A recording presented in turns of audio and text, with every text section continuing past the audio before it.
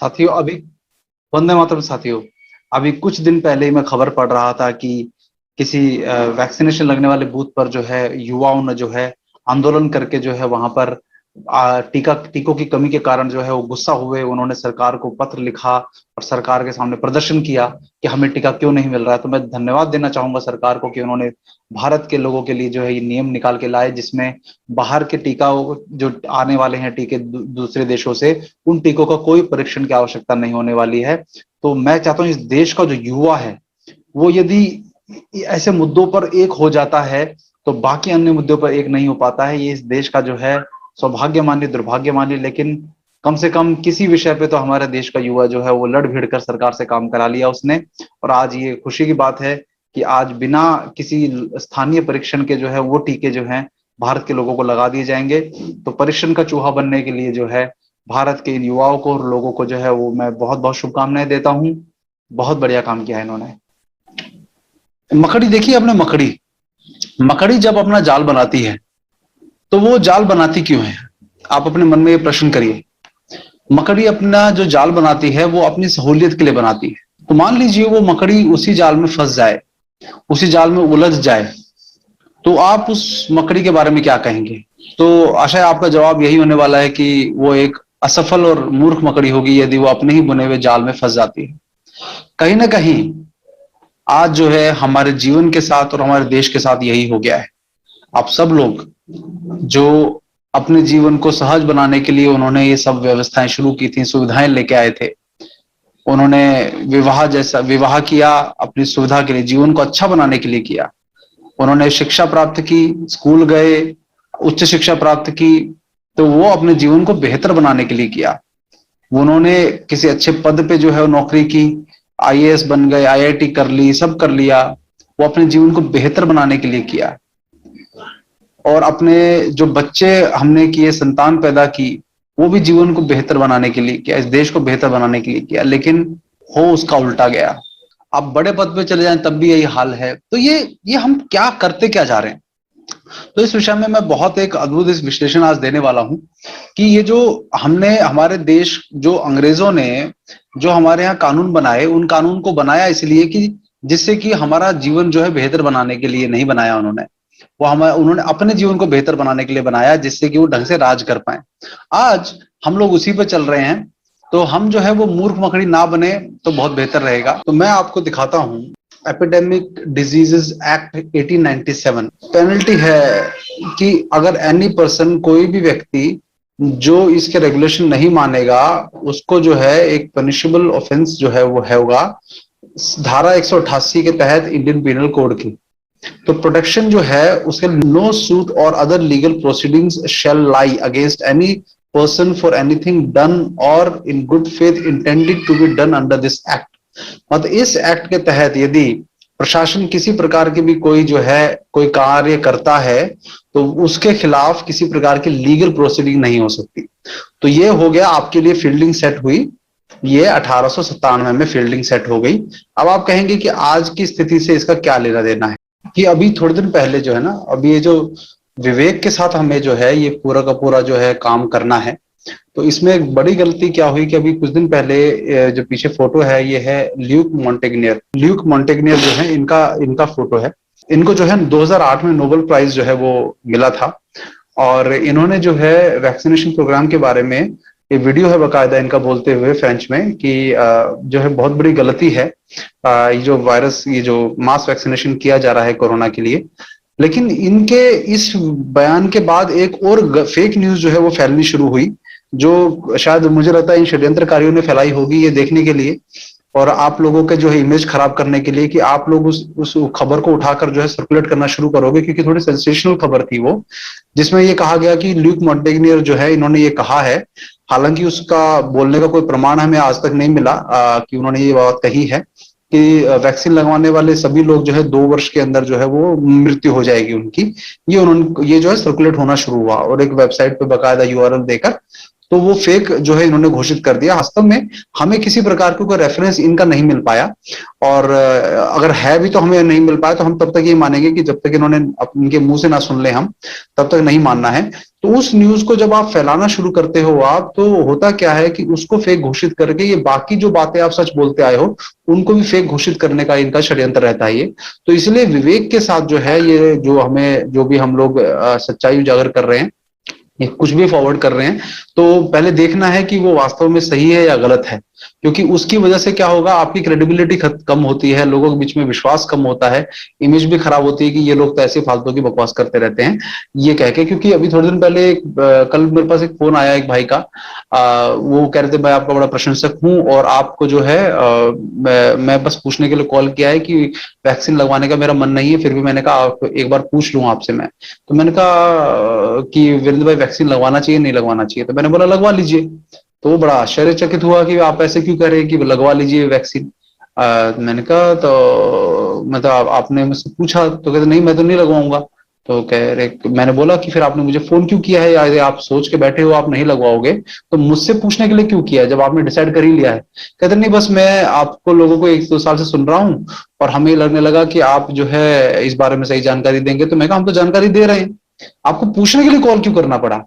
तो वो उनको ये बात समझ में आ गई। मैंने कहा देखो बात सुनो, कल को ये फिर उसी बात में आ जाता है कि वो व्यक्ति व्यक्ति के पीछे चलना, पार्टी के पीछे चलना, जो पार्टी ने कह दिया वही सच मान लेना। देखो मैं कहा अपना विवेक का इस्तेमाल करो, हमने आपको रास्ते दिखाए, हमने आपको मार्ग दिखाया कि किस प्रकार से बेहतर तरीके से आप जो है ये जानकारी जो है पढ़ सकते हो। तो आप ये समझिए कि कल को मान लीजिए किसी भी कारण से, लालचवश या धमका कर या किसी भी कारण से मुझे जो षड्यंत्रकारी लोग हैं ये अपने वश में कर लेते हैं, और ये कहते हैं कि आपको वही कहना पड़ेगा जो हम आपको कह रहे हैं, और हमारे अनुसार कहना पड़ेगा। तो हो सकता है कि मैं जो बोल रहा हूँ वो किसी कारणवश, किसी लालचवश बोल रहा हूँ, तो आपको हो सकता है मैं गलत जानकारी देना शुरू कर दूं।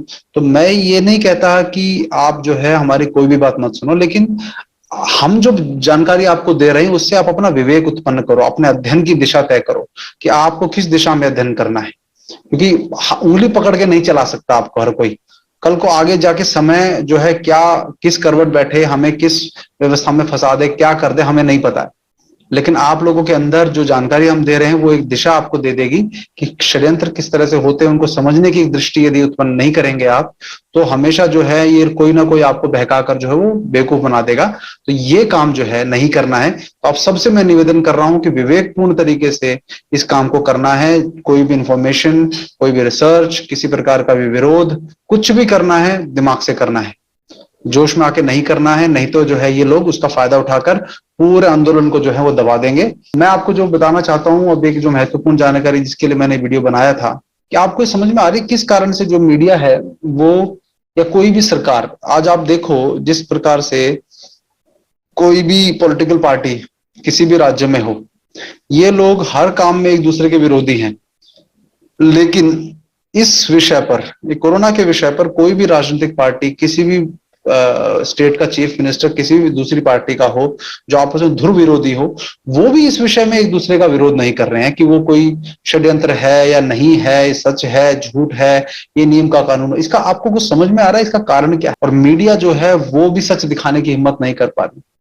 तो मैं इसका जो कारण ढूंढते ढूंढते जो है, मुझे सखा नाम के एक व्यक्ति हैं, ऋषिकेश में रहते हैं, उनका एक वीडियो मिला। उनका वीडियो मिला तो उन्होंने उसमें 2-3 कुछ बातें कही इस वीडियो के बारे, इसके बारे में कि हो क्या रहा है कि एक नेशनल डिजास्टर मैनेजमेंट एक्ट है, उसमें हालांकि उन्होंने डॉक्यूमेंट्स नहीं दिखाए। तो मैंने उस उनका जैसे अब उन्होंने मुझे बताया, तो मैंने देखा कि उनकी जो जानकारी थी वो बड़ी एक वैलिड मुझे लगी। तो मैंने उस जानकारी को जब खोजना शुरू किया, तो उन्होंने बताया कि 2005 में बना हुआ जो डिजास्टर मैनेजमेंट एक्ट है, जिसका मैंने फोटो पीछे लगाया हुआ है, तो आप देखो उसको, ये डिजास्टर मैनेजमेंट एक्ट जो है 2005 का है ये। तो मैं शेयर करके आपको दिखाता हूं कि वास्तव में कितना बड़ा हमारा खेल खेला गया कि ये डिजास्टर मैनेजमेंट एक्ट जो है, उस समय सरकार थी कांग्रेस की। तो अब मैं जो बात कह रहा था शुरू में कि कांग्रेस बीजेपी सब दिमाग से निकाल दो, ये कोई किसी का, आप इस देश का कोई भला नहीं कर रहा है। तो इसलिए आप सबसे मैं जो निवेदन कर रहा हूं वो ये कि आप ये समझ जाओ कि ये जो पूरा खेल खेला गया ये कांग्रेस के टाइम पे खेला गया, और उसके बाद आज उस काम को खत्म करने के बजाय उसी लेगेसी को कंटिन्यू कर रही है बीजेपी भी। तो जो सरकारें हैं उन सरकारों को वही करना पड़ेगा जो उनको करना है। और अंत में इसका मैं आपको कारण भी बताऊंगा ऐसा कर क्यों रहे हैं। आज बहुत लोग मुझसे पूछते थे कि आप जो वीरेंद्र भाई बताओ कारण क्या है, कारण क्या है। तो पहली बात तो देखो, जो समाधान पूछने वाले जो लोग हैं ना, मैं उनको एक बड़ी इंपॉर्टेंट बात बता देता हूं। तुम समाधान पूछने के चक्कर में क्या होता है कि तुम जो है समस्या को भी समझने का प्रयास नहीं करते। ये सबसे बड़ी प्रॉब्लम, मुझे जो है बड़ा गुस्सा भी आता है इस बात पे। देखो, तुम जब तक समस्या को नहीं समझोगे, समाधान की तरफ जो है आप बहुत निष्ठा के साथ काम नहीं कर पाओगे। उदाहरण के तौर पर मान लीजिए कि आजादी जब नहीं मिली थी भारत को, तो जितने भी क्रांतिकारी लड़ रहे थे, कोई उनसे कहता है कि तुम तो बस इंकलाब जिंदाबाद करते रहते हो, सॉल्यूशन तो बताते नहीं। तो उन्होंने कहा भाई सॉल्यूशन ये है कि हमारे आजादी जो है वो सॉल्यूशन है। तो सॉल्यूशन आजादी जब थी तो सब लोग उसकी तरफ जब तक अपना वो गुलामी नहीं समझ रहे तो आप काम कैसे करोगे। आज के डेट में भी हम आपको सॉल्यूशन से पहले ही जो है समस्या से पहले सॉल्यूशन बताते आए हैं। राजीव भाई ने भी खूब बताया, हमने भी खूब बताया आपको कि भाई किस तरह दिनचर्या ठीक रखनी है, किस तरह से मानस को ठीक रखना है, खान पान ठीक रखना है। ये सब जो व्यवस्थाएं हमने आपको बताई वो समस्या से पहले ही समाधान था। क्या आपको इस समस्या का वो करना है ना पड़े, लेकिन अब आपने अपना खाना नहीं सुधारा, रसोई नहीं सुधारी, अपने बच्चों का खान पान नहीं सुधारा, उनकी दिनचर्या नहीं सुधारी, उनकी शिक्षा का स्तर नहीं सुधारा, कुछ नहीं सुधारा, तो आप लोग फंस गए आप प्रॉब्लम में। अब हमको ब्लेम कर रहे हो कि हम आपको सॉल्यूशन नहीं बता रहे। तो ये जो है ना, अब सबसे पहले मैं कहता हूं कि इन सब चीजों से छुटकारा जो है वो है समाधान। कि आप लोगों के अंदर जागृति आ जाए तो आप समझोगे, लेकिन आप अपने आप को गुलाम ही नहीं समझ रहे हो तो आप समाधान की तरफ काम कैसे करोगे। आप तो कह रहे हो कि आपको अभी तक यही समझ में नहीं आ रहा कि हम जो कह रहे हैं वो उसका उद्देश्य क्या है। आपको तो लग रहा है हम किसी व्यक्ति के स्वार्थ के कारण कर रहे हैं। आपको अभी तक यही समझ में नहीं आ रहा तो समाधान पे काम कैसे करोगे आप। मैं कहता हूं कि चलो समाधान ये है कि कल जो है आप लोग जो है करोड़ों की संख्या में बाहर निकल जाओ और अपने आप देखो सारा समाधान निकल के आ जाएगा। लेकिन आप लोग तो समझने को तैयार नहीं कि ये परेशानी है। तो पहले प्रॉब्लम तो समझ जाओ कि ये इतनी बड़ी परेशानी आई हुई है, तभी तो घर से निकलने की हिम्मत आएगी। तो इसीलिए जो समाधान की बात कर, लेकिन फिर भी उसका कारण मैं आपको बता के दूंगा कि ये हो क्यों रहा है, किस तरह से ये लोग कर रहे हैं। टीकाकरण का अभियान तेज करने के लिए नियम बदला गया है। अभी क्या नियम बदला गया है, अब ये पढ़िए ध्यान से कि केंद्र सरकार ने गुरुवार को ये अच्छी तरह से स्थापित विदेशी टीकों के लिए, मतलब जो विदेश में जो टीके लग रहे हैं उनको जो स्थापित हैं उनको स्थानीय स्तर पर परीक्षण की अनिवार्यता संबंधी नियम रद्द कर दिया है। तो मतलब आप विदेश से कोई टीके जैसे फाइजर कंपनी है, जॉनसन जॉनसन है, मॉडर्ना है, इन सब के टीके भारत में आयात करने से पहले अब जो है लोकल स्तर पर उसका परीक्षण ट्रायल जो है उसकी जरूरत नहीं है। तो ये उन्होंने इस कोरोना के जो टीका अभियान को तेज करने के लिए किया है। तो ये जो है आप समझ लीजिए कि उन्होंने कहा है कि जो विदेशों में भारतीय लोग हैं उनके ऊपर जो है ट्रायल जो हो चुका है उसी को जो है इसके लिए मान्य माना जाएगा। अब मैं ये कहता हूं कि अभी तक जितना भी हमारे साथ ये किया गया है, वैक्सीनेशन का जो शॉर्टेज हुई, सब कुछ हुई, वो इसलिए की गई कि ये जो है सारा इस तरह के निर्णय जो हमारे ऊपर थोप दिए जाएं, आप उसके अगेंस्ट भी नहीं जा सकते। कल ही जो है परसों 3-4 दिन पहले का न्यूज है कि कर्नाटक की एक उसने टीका बंद करने के नाम पे एक पीआईएल हुई थी, उसको 50,000 रुपए का उल्टा जुर्माना लगा दिया।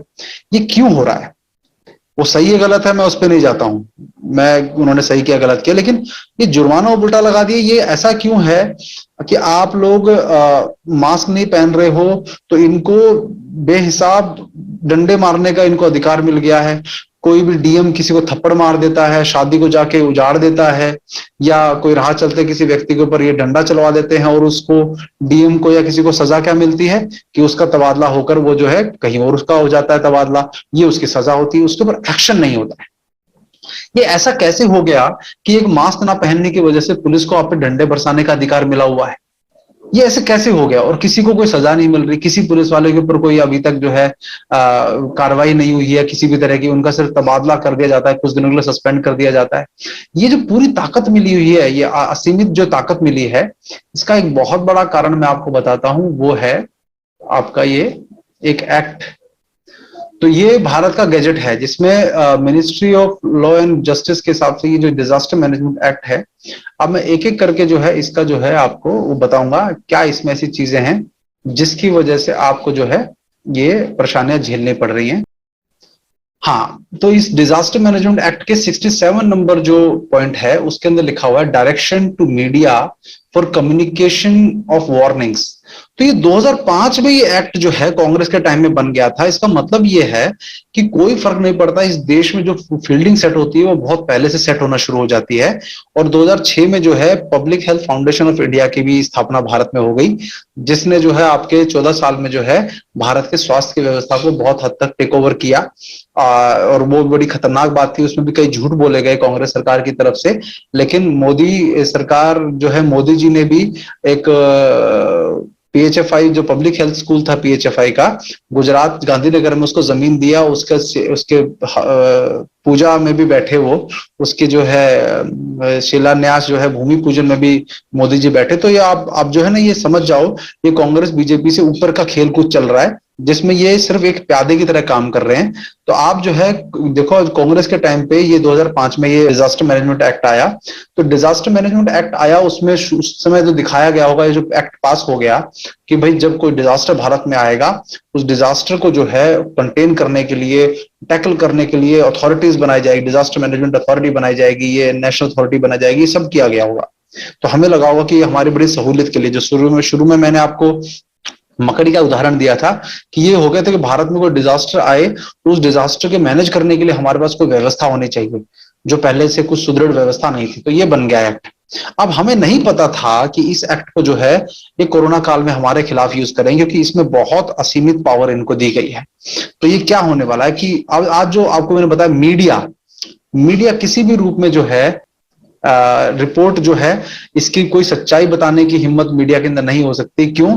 जो इनके अनुसार जो है कि ये साफ साफ लिखा हुआ है कि 67 पॉइंट में, the national authority, the state authority और द डिस्ट्रिक्ट अथॉरिटी, मतलब राष्ट्रीय, राज्यकीय और जो जिले के स्तर पे जो अथॉरिटी है, may recommend to the government to give direction to any authority or personnel in control of any audio visual media, मतलब रेडियो या ऑडियो विजुअल मीडिया, जो ये जो है न्यूज चैनल वगैरह हैं, उस मीडिया के थ्रू कोई भी जानकारी जो है, और such other means of communication as may be available to carry any warning or advisories regarding any threatening disaster situation or disaster, and the said means of communication media is as designated shall comply with such direction। तो जो directions in national, state या district authority की तरफ से आएगी, और national authority के पास instruction कहां से आ रही है? डब्ल्यूएचओ से आ रही है। उनके पास इंस्ट्रक्शन कहां से आ रही है? वो वर्ल्ड बैंक से आ रही है, कहीं से भी आ रही है, आईएमएफ से आ रही है, बिल गेट्स की तरफ से आ रही है। तो उसको आईसीएमआर जो है गाइडलाइन बनाकर उन गाइडलाइंस को, या उस डेटा को कि इतने आज केस आ गए, इतने हो गए, ये गाइडलाइन, उन सबको देने का जो पूरी इंफॉर्मेशन है, वो जो इंफॉर्मेशन देंगे, केवल उसी इंफॉर्मेशन को आगे जो है वो पहुंचा सकते हैं, उसके अलावा कोई और इंफॉर्मेशन नहीं पहुंचा सकते। तो इस एक्ट के वजह से अगर इन्होंने ऐसा नहीं किया तो इस एक्ट के तहत उनके ऊपर भयंकर कार्रवाई हो सकती है। एक ये बड़ा कारण है कि जो मीडिया नहीं बता रहा है, कि कुछ भी सच्चाई जो नहीं बता रहा है। नो सूट और प्रोसिक्यूशन, जो भी मैंने बताया था 1897 के एक्ट के अंदर, उसके अंदर एग्जैक्टली यही था कि no suit or prosecution or other proceeding shall lie in any court against central, national or state authority, district authority, local authority or any officer or employee, मतलब कोई भी नेशनल, स्टेट और डिस्ट्रिक्ट अथॉरिटी और जो उसका officer है या employee है, सेंट्रल गवर्नमेंट, नेशनल या स्टेट अथॉरिटी, डिस्ट्रिक्ट अथॉरिटी का, उसके खिलाफ किसी प्रकार का भी कोई जो है लीगल प्रोसीडिंग नहीं हो सकती, अगर वो इस एक्ट को लागू करवाने के लिए काम कर रहा है। ये इन्होंने इसके अंदर लिख दिया, इस एक्ट के अंदर 2005 में। और officers and employees of the central government, मतलब अब इनकी ये देखिए क्या लिखा है, ये लिखा है legality, immunity from legal process. ये देखिए ये कितनी खतरनाक बात इसमें लिखी है, immunity from legal process. Officers and employees of the central government, national authority, ये जो सारा ये होने के बाद डिस्ट्रिक्ट लेवल तक भी, shall be immune from legal process in regard to any warning in respect of any impending disaster communicated disseminated by them in their official capacity।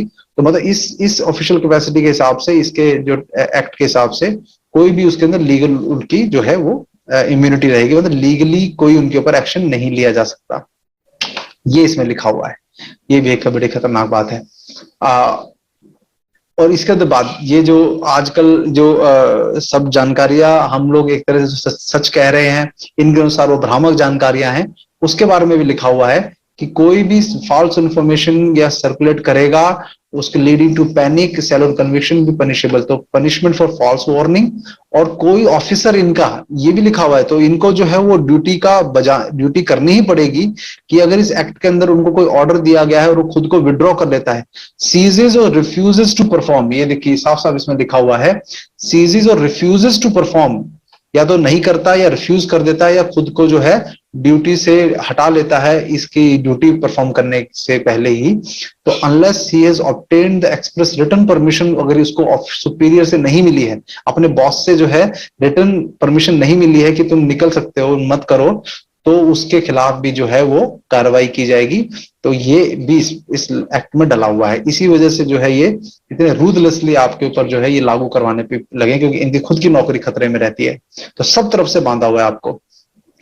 कोई भी ऑब्स्ट्रक्ट करता है, रिफ्यूजेस टू कंप्लाई करता है, तो इसके एक्ट के हिसाब से उसका जो है पनिशमेंट फॉर फॉल्स क्लेम, कोई भी फॉल्स क्लेम करता है किसी प्रकार का जो है वो भी इसके अंदर पनिशेबल है। ऑब्स्ट्रक्शन के ऊपर कि आपको इसी को पावर बनाकर जो है वो डीएम जो है वो अगरतला का डीएम जो है वो थप्पड़ मार रहा था कि आपको मैं कंटेम्प्ट में अंदर कर दूंगा कि आप मेरी बात नहीं मान रहे हो, ऑब्स्ट्रक्ट कर रहे हो। अभी थोड़े दिन पहले वो एक दूसरी जगह का कोई था डीएम, उसने भी इसे थप्पड़ मार दिया और पिटवा रहा है उनसे वो। तो ये जो चल रहा है ना पूरा का पूरा, मैं ये कहता हूं कि इसमें ये भी है कि power to issue direction by central government, इसमें ये तक लिखा हुआ है कि आपके जो सेंट्रल गवर्नमेंट जो है आपको जो ऑर्डर देगी उस ऑर्डर को सबको मानना ही पड़ेगा। मतलब प्राइम मिनिस्टर जो है ऑर्डर देगा उसको मानना ही पड़ेगा। Subject to the provision of this act central government shall take all such measures. तो मतलब जो मोदी जी ने कह दिया, तो इस एक्ट के हिसाब से कि मोदी जी ने कह दिया कि लॉकडाउन है, तो आप देखो कोई भी राज्य सरकार उसका विरोध नहीं कर सकती। ये इस एक्ट के वजह से था। तो आप देखो यदि इसको पढ़ोगे आप, तो आप देखो इसके अंदर एक और चीज है जो इन्होंने लिखा हुआ है, जो आने जाने पे जो लॉक था पूरा, मतलब उनको तब से पता था कि control and restrict vehicular traffic to and from the vulnerable affected area. Affected area से कोई वेहिकुलर ट्रैफिक गाड़ी वगैरह आना जाना, control and restrict entry of any person and movement within and departure from an vulnerable or affected area, remove debris, provide shelter, food, drinking। तो ये जो सारे सर लिखा हुआ जो लॉकडाउन वगैरह सब इसके अंदर लिखा हुआ है। तो आप ये भाई दोस्तों समझ जाओ ये बात कि एग्जैक्टली ये हुआ, कितना बड़ा खेल खेल दिया गया। आप लोगों को समझ में नहीं आया कि ये हुआ क्या है आपके साथ। अब इसके बाद में एक और खतरनाक चीज आपको दिखाता हूँ।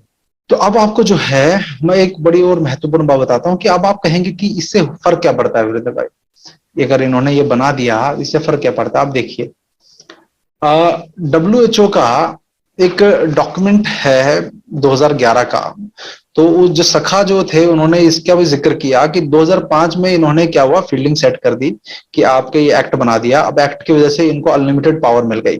अब इन्होंने 2007 में जो है प्रिपेयर करना शुरू किया कि इन्फ्लुएंजा टाइप का कोई जो है वो वायरस या कोई आगे चल के पेंडेमिक आएगा, उसकी प्रिपेयर्डनेस हमारी कितनी है। फिर इन्होंने काम शुरू किया। तो 2007, 8, 9, 10, 4-5 साल तक इन्होंने पूरा एक जो है मीटिंग्स इनकी होती थी, उस पूरी मीटिंग्स का जो है डेटा यदि मैं आपको दिखाऊं, मैं सिर्फ झलक दिखाता हूं आपको कि कितने विस्तृत लेवल पे इनकी मीटिंग्स होती थी, उसमें एजेंडाज और पूरा इन्होंने जो है, ये देखिए ये पूरा जो है WHO की वेबसाइट से मैं डेटा ले रहा हूं।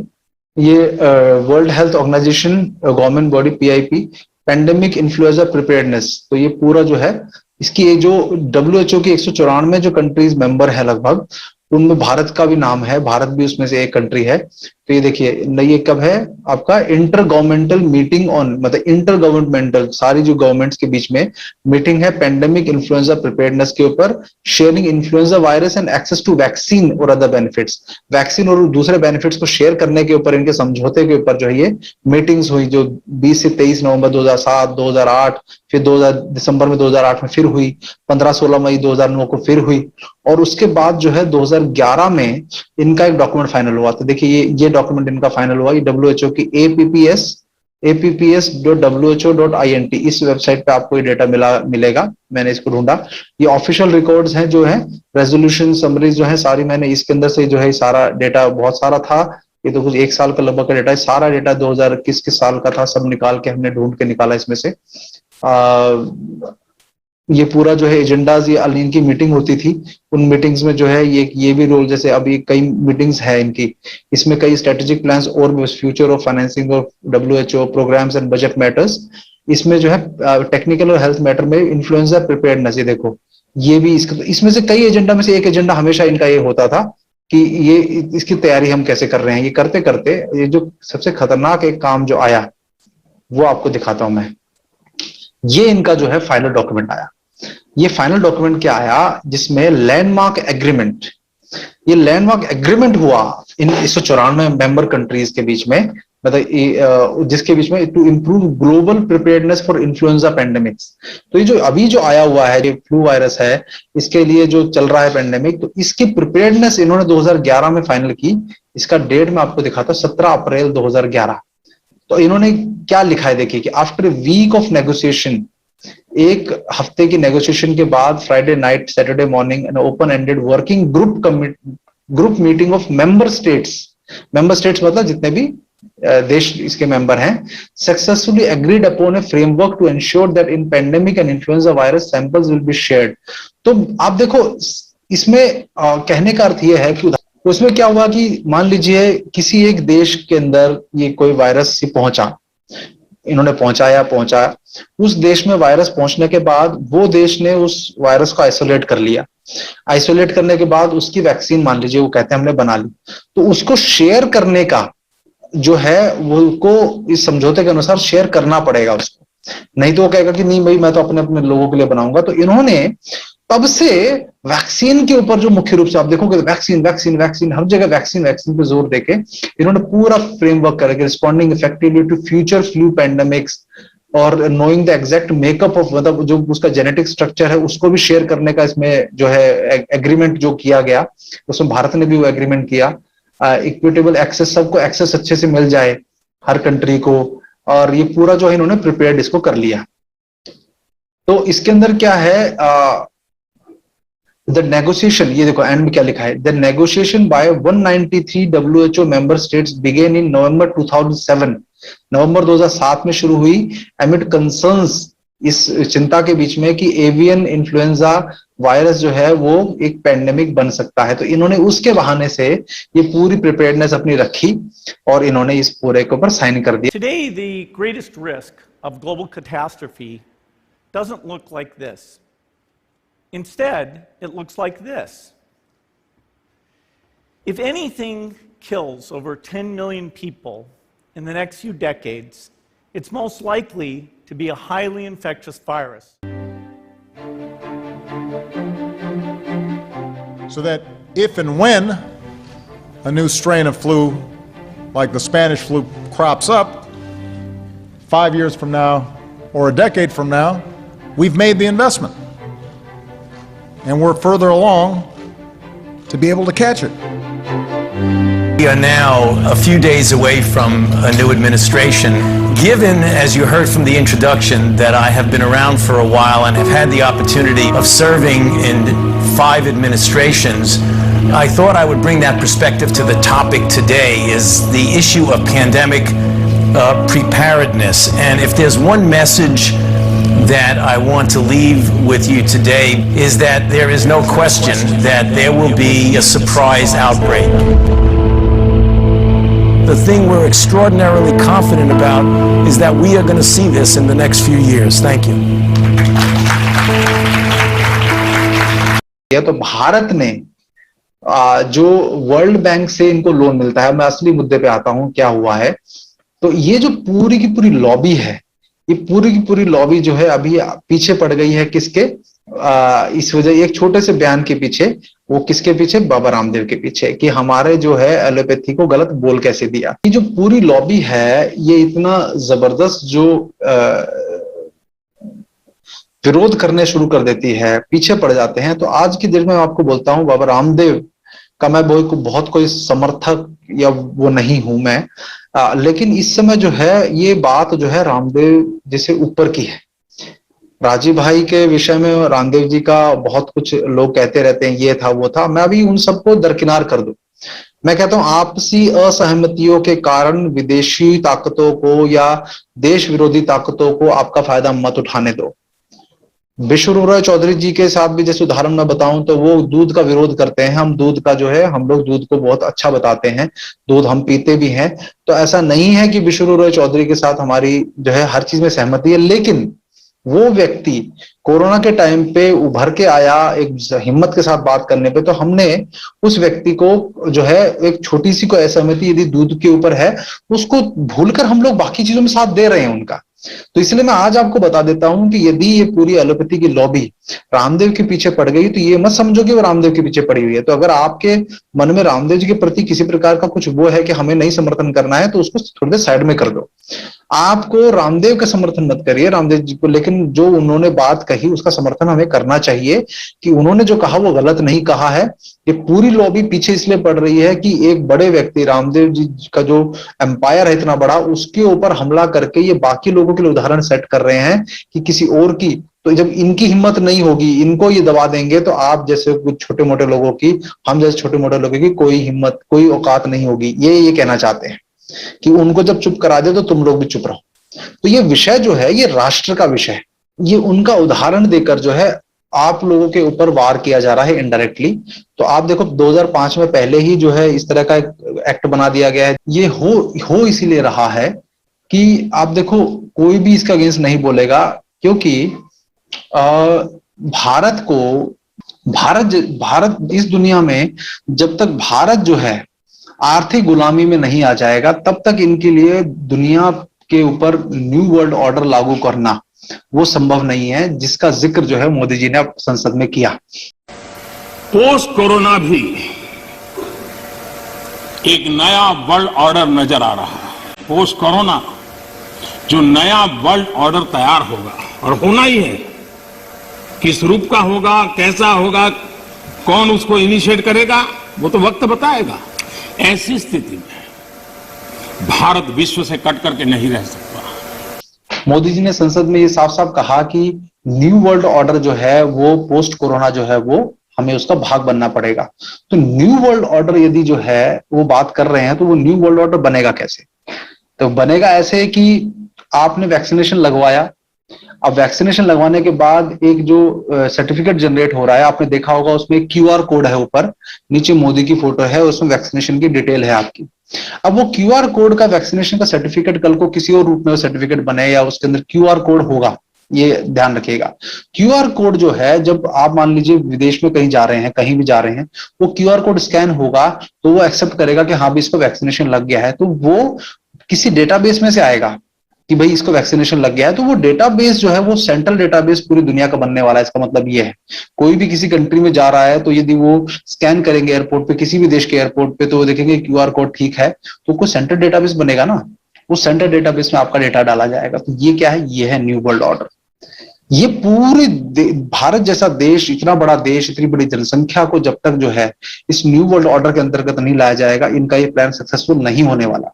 इसी कारण से आपका भारत के ऊपर इसका सबसे बड़ा जो है असर डलवाया गया है। तो आप समझ जाओ कि अब क्या होने वाला है कि ये जो वर्ल्ड बैंक के जो संस्थाएं हैं, वर्ल्ड बैंक की संस्थाएं, जब WHO हो गई, ये सब हो गई, तो जब आप लोन लेते हो, क्योंकि आप ये समझ जाओ कि इस समय लोन की जो स्थिति है वो इतनी भयानक हो चुकी है कि आपका देश इतने लोन में फंसा हुआ है। और ये मैं कहता हूं पहले से चला आ रहा है, लेकिन इस 2014 के बाद भी रुका नहीं, बढ़ता ही गया।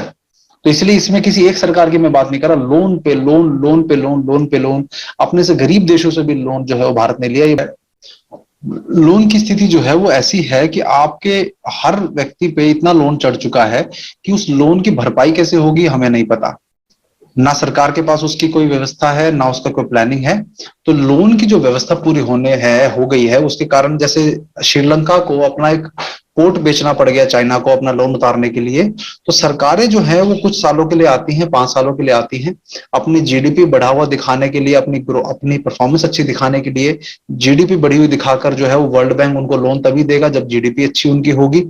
तो जीडीपी जो है, ग्रोइंग जीडीपी को ही वर्ल्ड बैंक लोन देगा। और अगर उनको लगेगा कि भाई कल को कोई पैंडेमिक आया, उस पैंडेमिक की वजह से जो है आपका देश हमें नहीं चुका पाया, तो उसकी प्रिपेयर्डनेस के लिए आपके पास क्या व्यवस्था है। तो उन शर्तों के साथ मान लीजिए ये कोई ट्रायल भी अगर करना हो कि भाई हमें देखना है कि आपकी प्रिपेयर्डनेस क्या है। तो 194 कंट्रीज का ट्रायल देखना हो तो वो ट्रायल के लिए भी आपको सहमति करनी पड़ेगी, क्योंकि यदि वो नहीं किया तो वर्ल्ड बैंक आपको लोन नहीं देगा। तो जिस तरह से ये प्रोजेक्ट्स चल रहे हैं, देखिए भारत में लॉकडाउन लगा 24 मार्च 2020 से जो है ये पेंडेमिक एक्ट जो है वो डिजास्टर मैनेजमेंट एक्ट लग गया। इसमें आप यदि देखेंगे तो इसमें लिखा था कि present national lockdown was imposed under disaster management act as per order dated 24 March 2020 of national disaster management authority to take measures. ये इसमें आ गया। तो ये जो है बड़ा अच्छा ही जानकारी जो है आप देखोगे इसके अंदर आप जो है पढ़ सकते हो। ये द वीक का है। जब कोई देश जो है, भारत जैसा देश, जब तक उसको गुलाम कैसे बनाया जा सकता है, अपने न्यू वर्ल्ड ऑर्डर कैसे लागू करवाया जाएगा, जब आप उसको आर्थिक रूप से गुलाम बनाए हो, जब आर्थिक रूप से वो आपके कितने कर्जे में जब दब चुका हो कि उस कर्जे के लिए जो नीतियां हैं जिसमें चाहे डॉलर अपने रुपए का वैल्यू घटाना, अब देश की करेंसी को कमजोर करते जाना जो है उसका एक शर्त होती है। कोई जिस तरह से पेंडेमिक अभी चल रहा है उसमें उनकी गाइडलाइन के हिसाब से, डब्ल्यूएचओ की गाइडलाइन के हिसाब से आपको सारी बातें माननी पड़ेंगी। इसकी जो है उसमें एग्रीमेंट्स में होते हैं, ये साइन करके आ जाते हैं एग्रीमेंट दुनिया भर के, उसका खामियाजा कौन भुगतेगा? तो आपको अगर न्यू वर्ल्ड ऑर्डर लागू करना है तो उसके लिए जो है भारत के लोगों को जो है आर्थिक रूप से गुलाम बनाने की तरफ बढ़ाना ही पड़ेगा। तो आपको क्या लगता है ये जो लॉकडाउन लग गया जिसकी वजह से व्यापारी जो है वो भूखों मरने की नौबत उनकी आ गई, वो ये कह रहे हैं कि खुद तो क्या सरकार को नहीं दिख रहा है कि जो है ये लॉकडाउन की वजह से जो है लोग भूखे मर रहे हैं, लोगों को भुखमरी की नौबत आ रही है, जहां दुकानों की बिक्री नहीं हो रही है। दुकान आज भी जो लॉकडाउन के टाइम में भी दुकान के बाहर लोग बैठकर दिन भर धूप में बैठकर जो है पिछले दरवाजे से जो है वो बेचने को मजबूर हैं। ये तो फिर भी परचून की दुकानों वालों का हाल है, जो बेचारे डेली खाते हैं, डेली कमाते हैं, उनका तो और हाल बुरा है। तो आप जो है उनको, सरकार को अच्छे से पता है। वहीं दूसरी तरफ ऑनलाइन कंपनीज जो है उनका जो है सेल बढ़ चुकी है, इस समय उनकी सेल चल रही है, तो लोगों के घर में सामान आ रहा है। तो ये जब इनको अच्छे से पता है कि ये गुलाम, ये जो आर्थिक रूप से कमजोर टूटते जा रहे हैं लोग, इनको क्या पता नहीं है। लेकिन जब आप आर्थिक रूप से टूट चुके होगे तब ये एड के नाम पर आपको जो है क्या दिया जाएगा, पैकेज दिए जाएंगे। आपको एड के नाम पे भोजन दिया जाएगा, मुफ्त का भोजन दिया जाएगा। वो कहां से आएगा? वो आएगा इस लोन के पैसे से, या जो है दुनिया भर के जो यूनिसेफ है, यूएन है, डब्ल्यूएचओ है, वर्ल्ड बैंक है, ये आपको एड देंगे। तो आप इनके रहमो करम पे जिंदा होना शुरू हो जाओगे। तो रहमो करम पे जीने वाला व्यक्ति जो है वो कभी विद्रोह नहीं कर सकता, विरोध नहीं कर सकता। ये है निर्माण भवन का, ये दिनेश बाबू साहब सोलंकी, ये 23 मार्च 2021 को आरटीआई लगाई थी। इसमें लिखा था कि as far as compensation is concern, the vaccine COVID-19 vaccine being voluntary, there is no provision for compensation। ये भी जो है ये भी निर्माण भवन से आया है। कोरोना वैक्सीन लेना स्वैच्छिक है या अनिवार्य है? ये कोई अनुराग सिन्हा ने डाली थी, या अनिवार्य जबरदस्ती? कोरोना वैक्सीन लेना स्वैच्छिक है। लिखी बातें निराधार हैं। किसी भी सरकारी सुविधा, नागरिकता, नौकरी इत्यादि से वैक्सीन का कोई संबंध नहीं। वो लिखा तो, नियम तो ये बना दिया कि स्वैच्छिक है, लेकिन आपके ऊपर जबरदस्ती थोपा जाए, मानसिक रूप से इतना आपको प्रताड़ित कर दिया जाए कि उसके बिना आपको ये नहीं मिलेगा, ये नहीं मिलेगा, तो क्या करेंगे आप? मानसिक गुलामी में आ जाएंगे, आर्थिक गुलामी में भी आ जाएंगे। तो आपके देश के ऊपर न्यू वर्ल्ड ऑर्डर लागू होना जो आसान हो जाएगा। तो ये है असली विषय। ये न्यू वर्ल्ड ऑर्डर जब मोदी जी ने कह दिया कि पोस्ट कोरोना जो है न्यू वर्ल्ड ऑर्डर का हिस्सा भारत बनेगा, तो क्या बाकी रह जाता है? तो उस न्यू वर्ल्ड ऑर्डर को बनाने के लिए आप लोग यदि मान लीजिए सुदृढ़ हो, समृद्ध हो, तो असमृद्ध लोग जो हैं, जो बिल्कुल आत्म सक्षम है, स्वावलंबी हैं, ऐसे लोगों के ऊपर कौन राज कर सकता है? कोई नहीं। ऐसे किसको लोग किसका जो ऑर्डर वही मानेगा, न्यू वर्ल्ड ऑर्डर के अंदर वही आएगा जो इनका मोहताज हो, इनकी सुविधाओं का मोहताज हो। खाना ये दें आपको, और ये नौकरी आर्थिक रूप से जो है पैकेज इनसे मिलते रहे। तो जो इनके फेंके हुए टुकड़ों पे जिंदा जो लोग हैं वही न्यू वर्ल्ड ऑर्डर को मानेंगे। तो उस स्थिति में ले जाने की आपको तैयारी है। तो इसमें मोदी, कांग्रेस ये कुछ नहीं, ये जो ताकतें करवा रही हैं ये सब उसका माध्यम है। आपकी सरकार जो है उसका माध्यम है। तो 2005 से डिजास्टर मैनेजमेंट एक्ट जो है वो आपके ऊपर लागू कर दिया गया है। उसके आपको 2000 मतलब 15 साल पहले फील्डिंग सेट कर दी गई थी। उसके बाद से आप समझ लो कि आप लोग जो है उल्टे गिनती आपकी शुरू हो गई थी। वैसे तो 1857 में से है, लेकिन उन्होंने उसका एक्ट का सहारा लेकर जो है आपके साथ ये पूरा अन्याय चल रहा है इस समय। तो आप इस विषय पे समाधान ढूंढने के बजाय पहले समस्या को समझो, समस्या क्या है, क्यों किसी की हिम्मत नहीं हो रही, क्यों कोई भी राजनीतिक पार्टी कोई भी इसका विरोध नहीं कर रहा है, क्योंकि वो सब को मानना पड़ेगा जो ऊपर से ऑर्डर आए हैं। तो ये अंग्रेजों की तरह कानून बनाकर वो कहन तो ये ना चाह रहे कि आपकी सुविधा के लिए बना रहे हैं, हम कानून लॉ एंड ऑर्डर लागू कराने के लिए एक व्यवस्था कायम रखने के लिए करा रहे हैं, लेकिन वास्तव में वो आपका दमन करने के लिए जो है पूरे कानून बनाए गए हैं, जिन कानूनों को इन सरकारों ने भी आगे ही बढ़ाया है। तो साथियों, मैं ये कहना चाहता हूं कि इस आर्थिक गुलामी में फंसने से के बजाय सरकार से प्रश्न पूछना शुरू करो। ये जो हम लोग बोल रहे हैं, ये लोग हम पर आज की डेट में अगर यूट्यूब चैनल डिलीट कर रहे हैं, फेसबुक डिलीट कर रहे हैं, ये जो लोग हैं, ये इनको हम लोगों को तुरंत ये किसी भी रूप में जो है हमको सजा दे सकते हैं, लेकिन क्यों नहीं दे रहे हैं? क्योंकि इनको पता है कि यदि ये लोग पे हाथ डालेंगे, उनका भी तो मीडिया को मौका मिल जाएगा कि उनका भी पक्ष जो है वो मीडिया में प्रसारित करना पड़ेगा, लोगों को बताना पड़ेगा, क्योंकि मीडिया के बहुत सारे लोग हैं जो रेडी बैठे हैं, तैयार बैठे हैं इन सबकी पोल खोलने के लिए, लेकिन उनको मौका नहीं मिल रहा है। तो मैं ये कहना चाहता हूं कि वो मौका अगर किसी ऐसे व्यक्ति पे हाथ डाल दिया तो उसकी वजह से वो मौका मीडिया को मिल जाएगा। इसीलिए ये अभी कुछ नहीं कह रहे। यदि ये पूरा का पूरा ट्रायल जो है वो मीडिया में यदि चलता है, तो आप समझिए इस बात को कि होगा क्या कि इनको बहुत सारी जो इनकी बातें हैं जो ये इन्होंने छुपाई हैं हमसे, झूठ बोला नहीं बोला वो उस बात की बात है, लेकिन उन्होंने छुपाई हमसे, हम तक जाहिर नहीं होने दी, उन पर भी बहस शुरू होगी जो ये लोग नहीं चाहते। जैसे उदाहरण के तौर पे यदि आप सीरम इंस्टीट्यूट की वेबसाइट पे जाओगे तो जो कोविशील्ड का जो इंसर्ट है उसके ऊपर लिखा हुआ है साफ साफ कि ये जो कोविशील्ड है इसमें जेनेटिकली मॉडिफाइड ऑर्गेनिज्म है।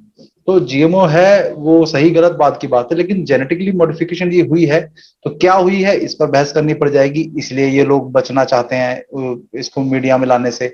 दूसरा है ट्रायल्स जो हुए, जैसे जो है 5 करोड़ वैक्सीन मई के महीने में जो है सीरम इंस्टीट्यूट ने बना के रखी हुई थी, वो 5 करोड़ वैक्सीन उसके बाद नवंबर में उसका 3rd फेज का ट्रायल चल रहा था। तो ट्रायल पूरा होने से पहले 5 करोड़ वैक्सीन बनकर जो तैयार हो गई थी, ये किस कारण से हुआ, और ट्रायल का जो डेटा है वो पब्लिक नहीं किया गया है अभी तक कि क्या वास्तविकता में ट्रायल किए गए थे। इतनी जल्दी में जो कई वर्ष लग जाते हैं वैक्सीन का ट्रायल करने पे, वो इतनी जल्दी ट्रायल कैसे कंप्लीट हो गए? तो ये इसका डेटा बाहर आ जाएगा, इससे डरते हैं ये लोग। आरटीपीसीआर जो टेस्ट है उसकी सच्चाई बतानी पड़ेगी कि जो आरटीपीसीआर टेस्ट का जो इन्वेंटर था, आविष्कारक था कैरी म्यूलिस, जिनकी 2019 में जो है इस कोरोना महामारी के शुरू होने से पहले जो है डेथ हो गई, क्योंकि उन्होंने ये कहा था कि मेरा ये जो टेस्ट है इससे आप किसी व्यक्ति में कोई भी वायरस ढूंढकर जो है आप उसकी रिपोर्ट में वो दिखा सकते हो। And with PCR, if you do it well, you can find almost anything in anybody, right? I mean, because if you can amplify one single molecule up to something that you can really measure, which PCR can do, then there's just very few molecules that you don't have at least one single one of them in your body, okay? So that could be thought of as a misuse of it, just to claim that it's meaningful. The PCR test can potentially find anything you are looking for, depending on how high you turn it up. सिर्फ corona नहीं, तो उसका test जो है कहता है इसके लिए रिलायबल नहीं है, ये उसका इन्वेंटर खुद बोल रहा है। लेकिन उस टेस्ट के बेस पर जो है इन्होंने पूरी ये जो है महामारी के केस जो है बहुत बड़े हुए दिखाए इन्होंने। वैक्सीन्स में क्या क्या इंग्रेडिएंट्स हैं ये इनको बताने पड़ जाएंगे, तो आरटीपीसीआर टेस्ट की सच्चाई बतानी पड़ेगी फिर जब बहस होगी इस पर। तो वैक्सीन में क्या क्या इंग्रेडिएंट्स हैं ये बताने पड़ेंगे इनको। आईसीएमआर की गाइडलाइंस जो है जो उन्होंने बनाई कि भाई जो केस कोरोना पॉजिटिव आ गए, भले वो मृत्यु कैसे भी हुई हो, उन केसेस को जो है वो बताने का इनको करना पड़ेगा कि ये गाइडलाइंस इस तरह से क्यों बनाई गई कि ज्यादा से ज्यादा केस जो है वो कोरोना में घोषित करने के हिसाब से बनाए गए। तो इस गाइडलाइन पे बहस करनी पड़ेगी। और एक जो मुख्य रूप से AEFI जो है एडवर्स इफेक्ट्स फॉलोइंग इम्यूनाइजेशन, ये जो गाइडलाइंस 200 पेज की बनी हुई है, 2015 में गाइडलाइंस बनाई गई थी, उन गाइडलाइंस के हिसाब से वैक्सीनेशन होने के बाद वो वैक्सीनेशन के कारण हुआ या बिना कारण हुआ, या उसके बाद हुआ, अगर आपको सरदर्द भी हो जाता है तो उसका फॉलो अप का पूरा डॉक्यूमेंटेशन किया जाएगा।